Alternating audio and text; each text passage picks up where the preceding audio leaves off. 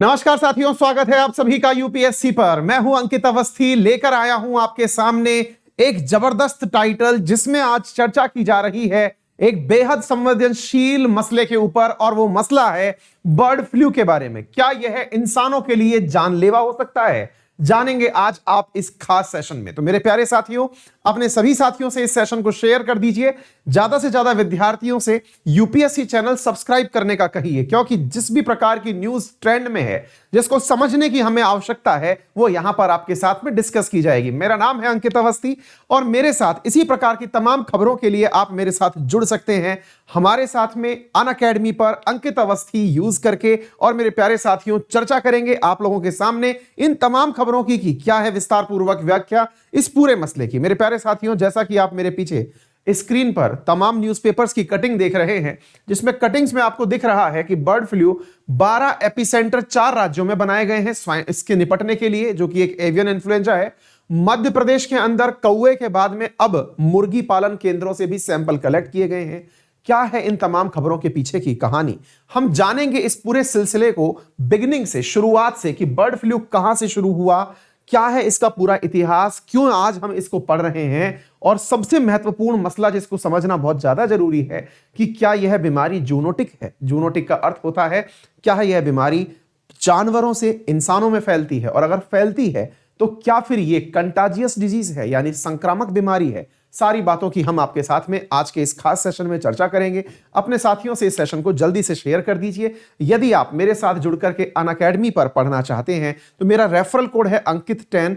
Unacademy पर उपस्थित सभी फ्री क्लासेस, पेड बैचेस, उन सबको एक्सेस करने के लिए एक रेफरल कोड की आवश्यकता होती है, तो आप इसे याद रखें। मेरे प्यारे साथियों, अनअकैडमी पर लगभग 32 प्रकार के कोर्सेज अवेलेबल हैं, जिसमें किसी भी जगह आप रेफरल कोड अंकित10 लगाकर फीस में 10% का डिस्काउंट प्राप्त कर सकते हैं। आइए साथियों, जानते हैं क्या है इस पूरी कहानी के पीछे की चर्चा और इतिहास जानते हैं।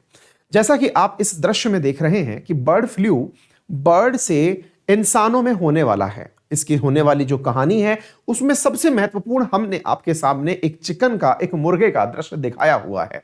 सबसे पहले अगर इतिहास की बात करें तो बर्ड फ्लू का पहला मामला 1996 में चीन में मिला था। यह एक कोइंसिडेंस ही है, संयोग ही है कि जूनोटिक डिजीज का कहीं ना कहीं लिंक चाइना से मिल जाता है, फिर चाहे कोरोना ही क्यों ना हो, जिसके बारे में कहा जा रहा है कि वो शायद चमगादड़ से फैला था। अब हम आपको बताते हैं कि किस प्रकार से बर्ड फ्लू के मामले दुनिया भर में धीरे धीरे बढ़ते चले गए। आप लोगों के सामने दिशा के साथ साथ, डेज के साथ साथ 1996 में पहली बार चाइना में देखा गया, उसके बाद 1997 में हांगकांग में देखा गया, वहां से बढ़ते बढ़ते अदर कंट्रीज में 2003, 2004 तक अन्य एशियन कंट्रीज में यह पहुंचता गया, फिर चलते चलते 2005 तक तो यह टर्की, यूक्रेन आदि देशों तक भी पहुंच गया। इस पूरे की पूरे बर्ड फ्लू के बारे में हम आपके साथ में चर्चा करेंगे। कारण क्या है कि यह बर्ड फ्लू पक्षियों में होता है, लेकिन सबसे महत्वपूर्ण जानकारी पक्षियों में क्यों होता है, इसके बारे में हम आपके साथ आज के सेशन में चर्चा करेंगे। मेरे प्यारे साथियों, किसी क्षेत्र विशेष में सीमित पक्षी डोमेस्टिक बर्ड्स कहलाते हैं। लेट्स से अगर मैं ये कहूं कि किसी ने मुर्गी पालन केंद्र में, पोल्ट्री फार्म में मुर्गियों का पालन कर रखा है, या फिर कहीं बतखों का पालन कर रखा है, जिससे कि वो उन्हें बेच करके एडिशनल जो फूड के साथ साथ सप्लीमेंट्री एक्टिविटीज हैं उन्हें रन कर सकें, तो ऐसे कार्य डोमेस्टिक कल्चर के अंदर आते हैं। ये फूड की अलाइड एक्टिविटीज कहलाती हैं, ये एग्रीकल्चर की अलाइड एक्टिविटीज कहलाती हैं। लेकिन प्यारे साथियों, भारत में सर्दियों के मौसम में बहुत सारे माइग्रेटरी बर्ड्स आर्कटिक रीजन से उड़कर आते हैं। माइग्रेटरी बर्ड्स का इतिहास बहुत पुराना है। माइग्रेटरी बर्ड्स के इतिहास के चलते ही भारत ने इस बार कंजर्वेशन ऑफ माइग्रेटरी स्पीसीज का, जिसे हम बोन कन्वेंशन कहते हैं, उसका 13वीं समिट, जिसे आप कोप 13 के नाम से जानते हैं, वो गांधीनगर गुजरात में करवाई थी। मेरे प्यारे साथियों, आपको मालूम होना चाहिए बिहार ने हाल ही में अपना प्रवासी पक्षियों के लिए प्रथम जो त्योहार है या फिर प्रथम फेस्टिवल है वो हाल ही में सेलिब्रेट किया है। माइग्रेटरी बर्ड्स ही हैं जिनके कारण हाल ही के दिनों में भारत में बहुत सारी रामसर साइट्स की घोषणा हुई है। आपको ज्ञात होना चाहिए कि भारत में वर्तमान में 42 रामसर साइट्स हैं। इन रामसर साइट्स में जो भी लेटेस्ट, चाहे लद्दाख के अंदर जुड़ी हुई साइट्स हों, ये सारी साइट्स मेरे प्यारे साथियों प्रवासी पक्षियों के लिए ही महत्वपूर्ण मानी गई हैं। तो ऐसे वेटलैंड्स जो कि प्रवासी पक्षियों के लिए महत्वपूर्ण हैं, दुनिया में आजकल उन्हें रामसर साइट्स में कन्वर्ट करने का प्रयास चल रहा है। इन्हीं प्रवासी पक्षियों के कारण मेरे प्यारे साथियों बीमारियां एक स्थान से दूसरे स्थान तक फैल रही हैं। इसका हाल ही में जो आपके सामने उदाहरण आया, वो कहां से आया अगर मैं आपको वो बताऊं तो हिमाचल प्रदेश के कांगड़ा जिले के अंदर जो पोंग सेंचुरी है, पोंग डैम के अंदर वाटर बर्ड सेंचुरी है, वहां पर कुछ प्रवासी पक्षी मृत पाए गए। जब उन मृत पाए गए पक्षियों के सैंपल कलेक्ट किए गए तो उनके अंदर बर्ड फ्लू के फैक्टर्स या फिर कैरेक्टर्स पाए गए। उन बर्ड फ्लू के कैरेक्टर्स को जब भविष्य में जांचने के लिए देखा गया तो ऐसी न्यूज पूरे भारतवर्ष से आने लगी। जैसे राजस्थान से न्यूज निकल करके आई कि राजस्थान में 5 जनवरी को लोकल अखबारों ने अपनी तरफ से प्रकाशित किया कि लगभग 500 से अधिक कौओं की मौत हो चुकी है।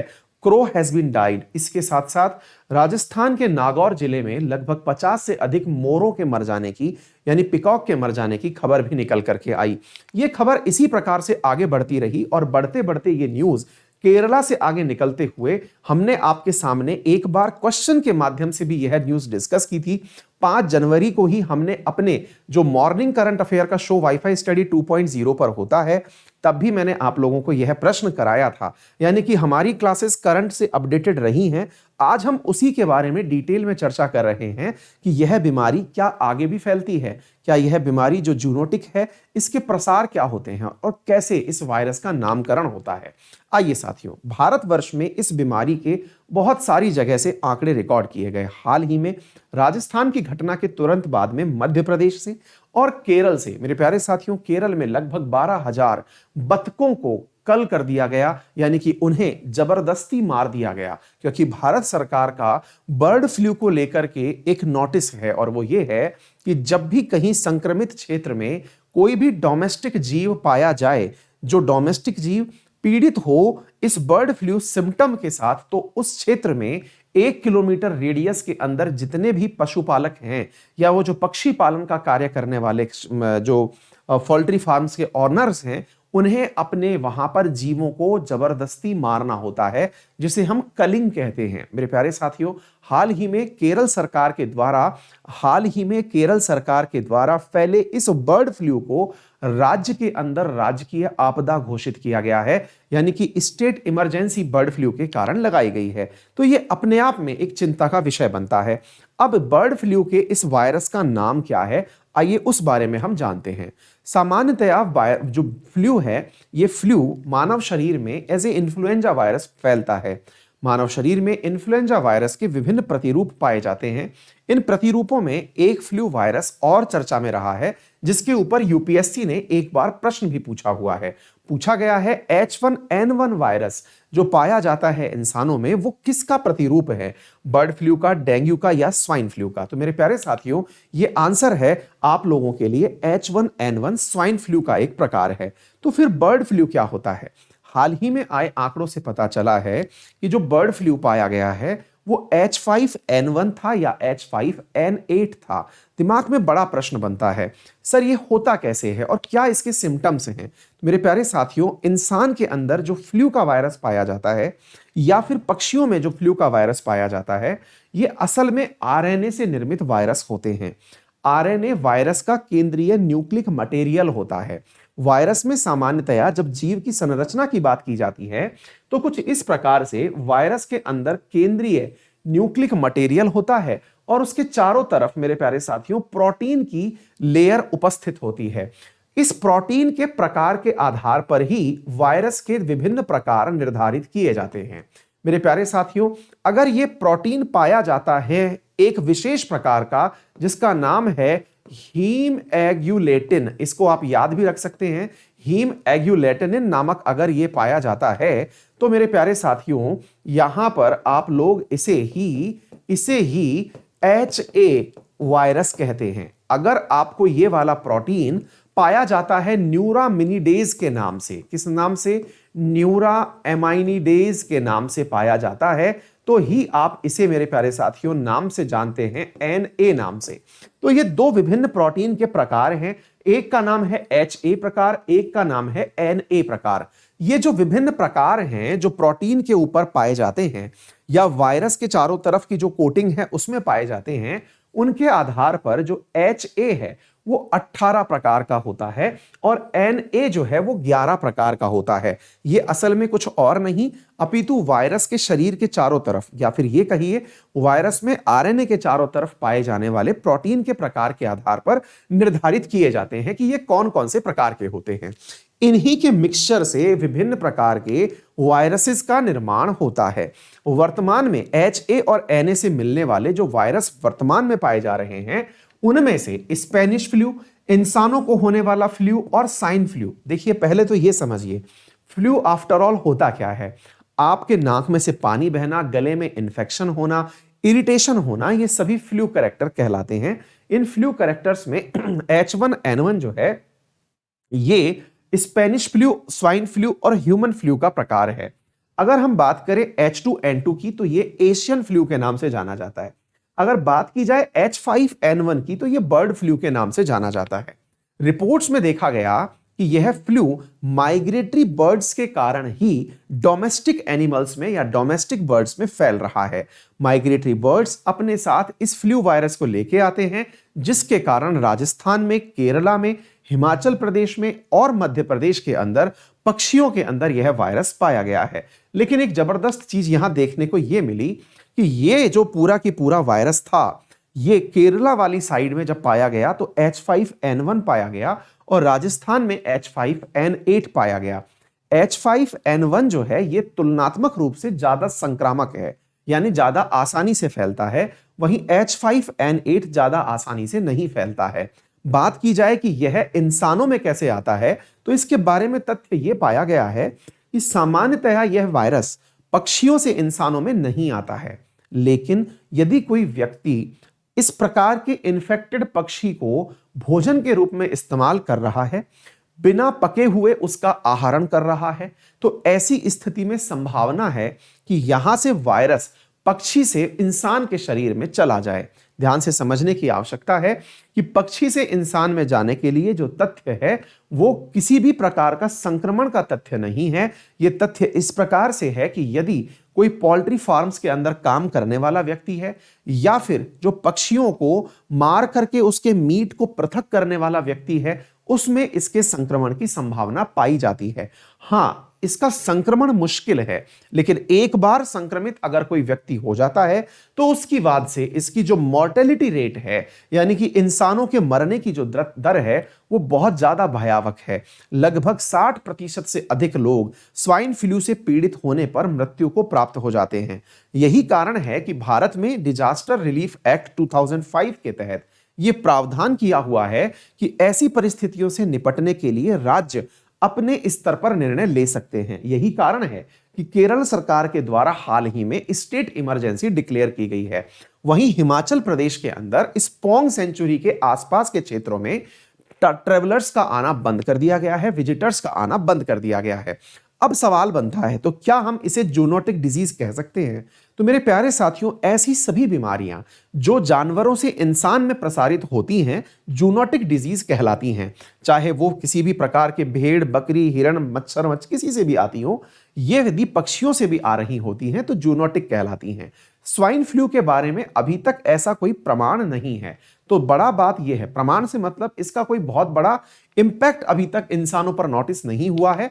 लेकिन हां, विशेषज्ञों का कहना है चूंकि यह उड़ने वाले पक्षियों में पाई जाने वाली बीमारी है तो ऐसा संभव है कि यह रेयर रूप से इंसानों में ट्रेवल करती हो।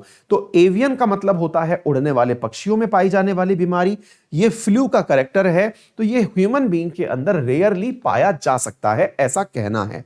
मेरे प्यारे साथियों, वर्ष 2015 के अंदर भी ऐसा ही काम देखा गया था।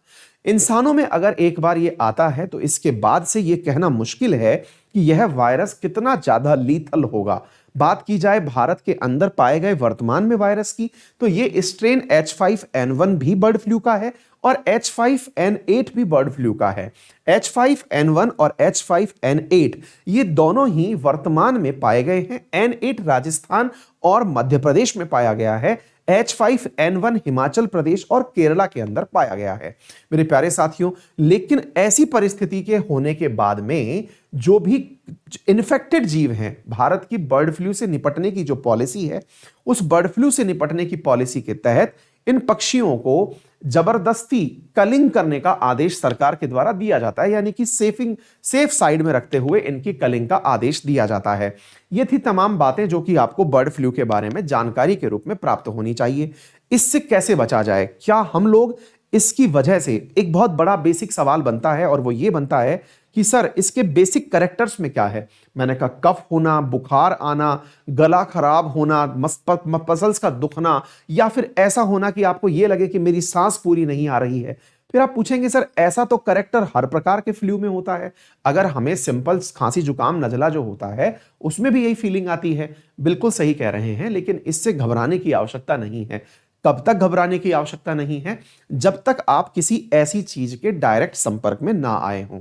एक प्रश्न और बनता है कि सर मैं रेगुलर चिकन खाता हूं, तो क्या मैं रेगुलर चिकन खाते हुए आजकल चिकन से बच के रहूं, क्या किया जाए? तो मेरे प्यारे साथियों, यदि आप पका हुआ मांस खाते हैं तो ऐसी स्थिति में वायरस के फैलने की संभावना नहीं है।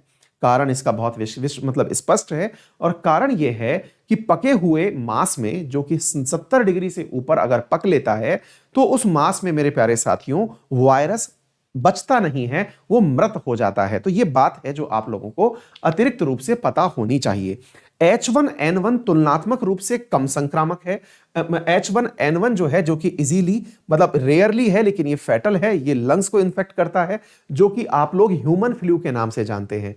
अगर इंसानों में H5N1 यानी बर्ड फ्लू पक्षी से इंसान में आ जाता है तो यह ज्यादा संक्रामक होता है। तो डरने की आवश्यकता वर्तमान में नहीं है, और विशेष रूप से तब भी नहीं है जब हम कोरोना को लेते हुए वर्तमान में अपने साथ में मास्क का उपयोग कर ही रहे हैं। तो इतना आसानी से आप इसकी गिरफ्त में नहीं आएंगे। लेकिन हां, फिर भी अपने आप में यह थोड़ा चिंता का विषय जरूर होता है। एंटीवायरल ड्रग्स के माध्यम से इसका इलाज किया जाना प्रस्तावित है। ये सारी की सारी बातें आप लोगों को समझ में आ जानी चाहिए। अच्छा, अब एक आखिरी सवाल बनता है कि सर बर्ड फ्लू का कंफर्मेशन कहां से होता है? भारत सरकार कहां से यह कंफर्म करती है कि एक्स पक्षी को बर्ड फ्लू हुआ है? सैंपल्स कहां भेजे जाते हैं? तो इसी के साथ हम आपको इस सेशन को खत्म करेंगे कि भोपाल, जो कि मध्य प्रदेश की राजधानी है, वहां पर राष्ट्रीय उच्च सुरक्षा पशु रोग संस्थान स्थित है। National institute of high security animal disease स्थित है। वहीं से पक्षियों के बारे में जांच की जाती है, पशुओं के बारे में पाई जाने वाली बीमारियों की जांच की जाती है। आपको यह सेशन कैसा लगा जरूर हमें लाइक करके सेशन को बताएं, सेशन को शेयर करें।